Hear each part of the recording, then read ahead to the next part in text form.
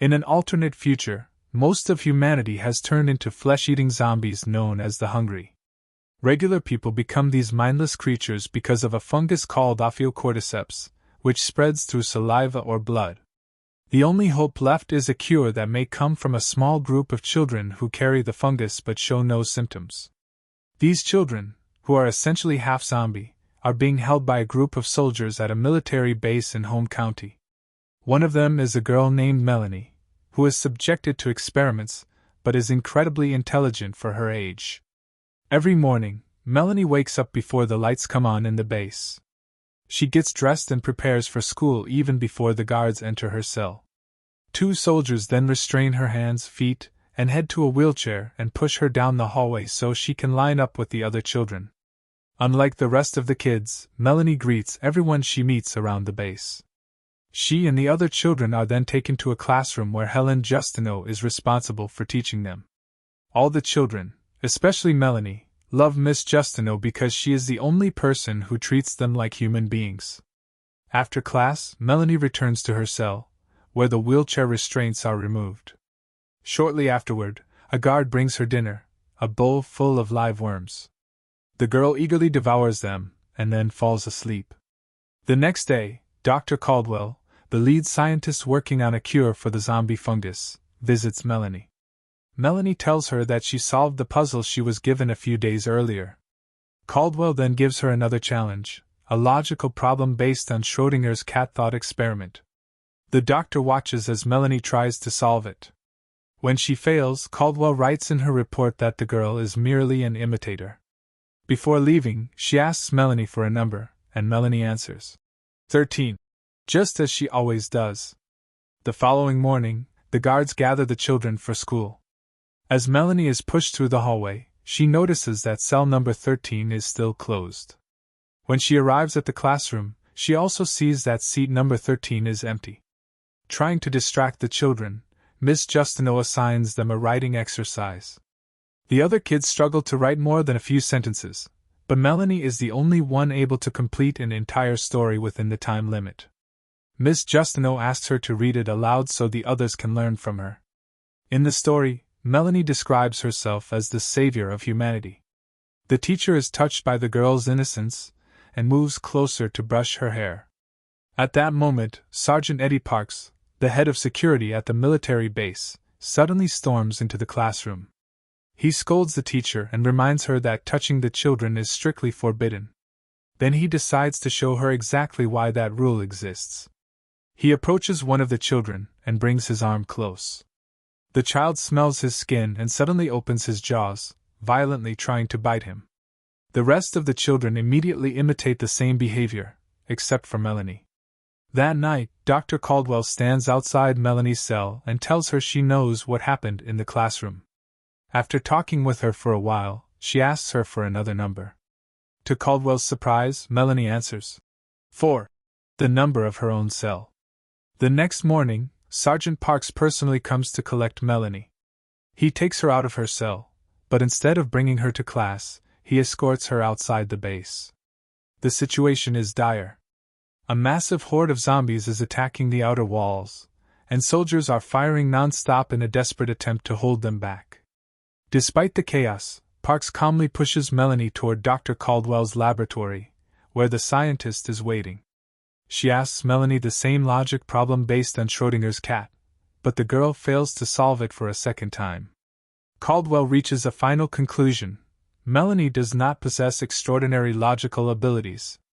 However, since ordinary children also struggle with such problems, this proves nothing. Immediately afterward, another doctor injects Melanie with a sedative. She loses consciousness almost instantly and is transferred to an operating table as preparations begin for a medical procedure. But Melanie wakes up sooner than expected, and the operation is interrupted when Miss Justineau bursts into the lab, determined to stop the doctors from operating on the child. Caldwell insists that she will find another way to achieve her goal and orders the teacher to drop the weapon she is holding. Justineau drops the fire extinguisher she had grabbed, but the soldiers spray her with pepper spray, leaving her unable to resist. 2 guards quickly seize her and drag her away. Just as Caldwell prepares to continue the procedure, the alarm suddenly goes off. She orders another doctor to close the windows, but while doing so, a zombie smashes through the glass and bites the doctor's arm. Caldwell kills the zombie using the nearby fire extinguisher, but she soon realizes that the bitten doctor has begun transforming into a zombie. She manages to escape the laboratory just in time. Meanwhile, Melanie remains strapped to the operating table, abandoned and alone in the lab with the terrifying zombie. Yet the creature does not attack her, because Melanie herself is also part zombie. After that, Melanie grabs a scalpel from a nearby table and frees herself from her restraints. She then steps outside and discovers that the entire compound has descended into chaos. Zombies are running everywhere, while soldiers desperately try to gun them down. Suddenly, she sees Miss Justineau being beaten by 2 soldiers for refusing to follow orders. Furious, Melanie attacks them and tears a large chunk out of one soldier's neck before collapsing unconscious moments later. When Justineau wakes up, she finds the young girl lying beside her. She picks Melanie up and carries her into a military vehicle while the zombies completely overrun the compound. Sergeant Parks is driving the vehicle, accompanied by 2 soldiers and Dr. Caldwell. After traveling for a while, they stop in the middle of nowhere to refuel. At that point, Parks and another soldier named Kieran notice that Melanie is in the back of the truck. Justineau quickly helps the girl out, but Caldwell angrily objects, insisting that the decision is not hers to make. Melanie becomes frightened and steps away from the vehicle, but she stops when she realizes she is seeing the outside world for the very first time. Meanwhile, the others remain near the truck, trying to contact any military base over the radio, but without success. Caldwell then orders them to bring back the girl they had been experimenting on, while Justineau goes over to speak with Melanie. At the same time, Parks and Kieran search the vehicle for supplies. They find neither food nor water.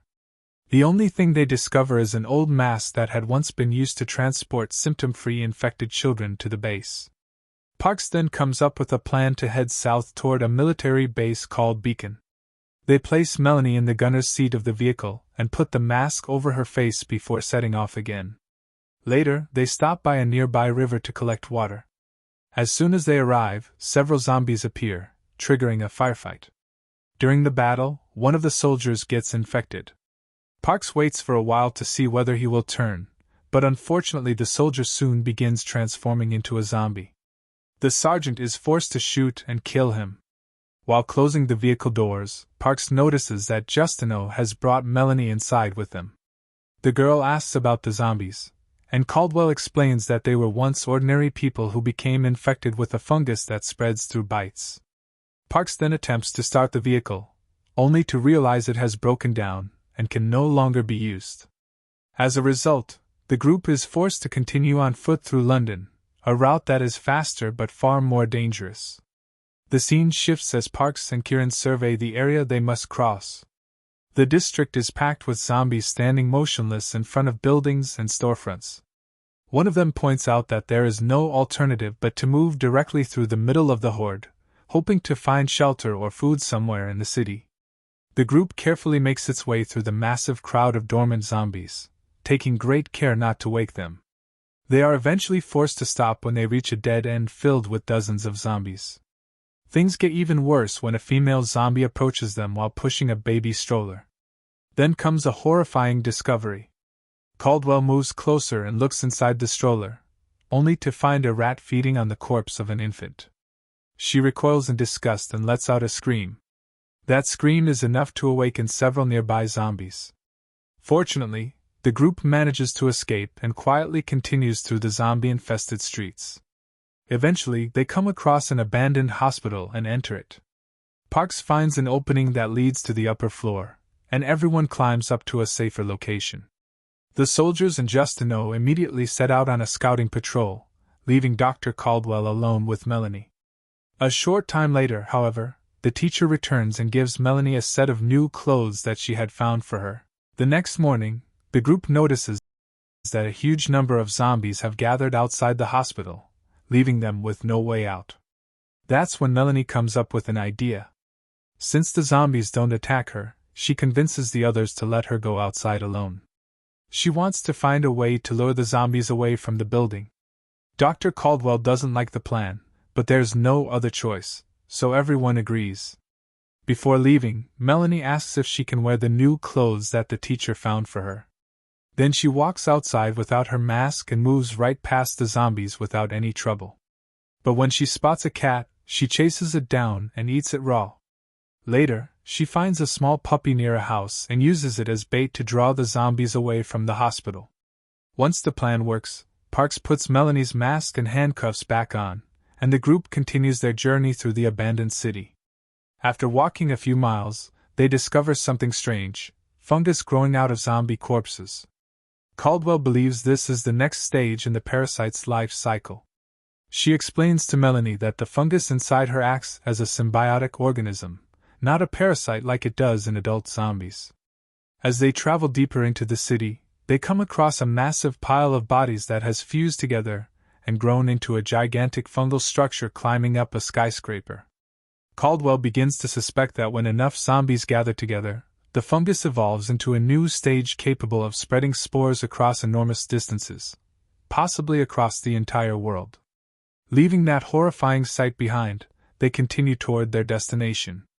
Eventually, luck seems to turn in their favor when they find a mobile laboratory. The group searches the vehicle for supplies. Parks tries the engine first, then the radio, but neither works. Meanwhile, Kieran goes off to look for food and equipment. At the same time, Melanie starts feeling uncomfortable, almost as if she's about to transform. She tells the others that she's hungry, so they let her go hunt for food. She finds something to eat and devours it greedily. While eating, she hears strange voices and follows the sound to a library. Inside, she sees a group of children talking to each other in deep, unusual voices. They're shocked to discover that Melanie is just like them. Then a younger boy arrives and tells the others that he smells something nearby. Led by their mother, the zombie children head out to investigate. Back in the mobile lab, Caldwell's condition worsens. She admits to Justino that she's suffering from blood poisoning and says she needs Melanie's brain and spinal cord to create a vaccine. Their conversation is interrupted when Melanie returns and tells them about the children she saw. Meanwhile, Kieran finds a store and crawls underneath the door to get inside, forgetting his radio outside. He starts eating whatever food he can find and flips through some magazines on a nearby shelf. Suddenly, a little girl appears in the store and studies him from behind some wooden beams. Unfortunately for him, more children arrive along with their leader, and they attack Kieran together.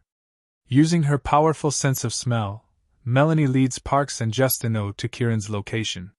When they enter the store, they find him horribly mutilated and half-eaten. They rush back to the mobile lab, only to find the door open.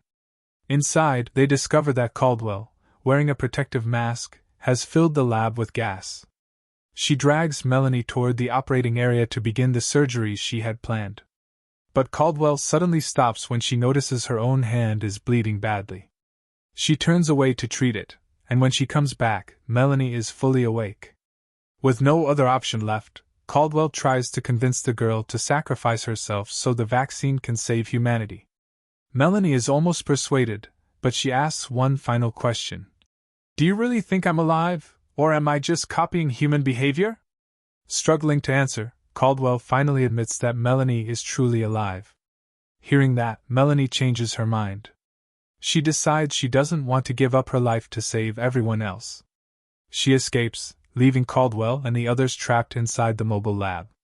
Caldwell chases after her, but without a weapon or protection, she is quickly attacked and eaten by the zombie children. Melanie then returns to the gigantic fungal tree they discovered earlier and sets it on fire.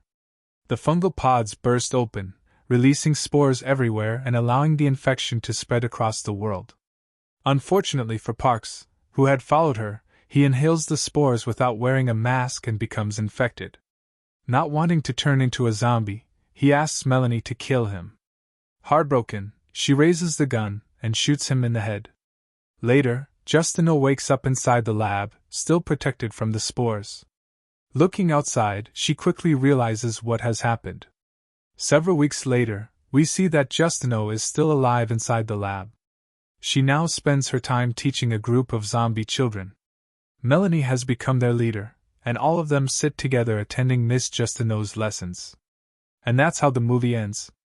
Thanks for watching. Don't forget that your opinion matters to us, so be sure to leave a comment and subscribe to the channel.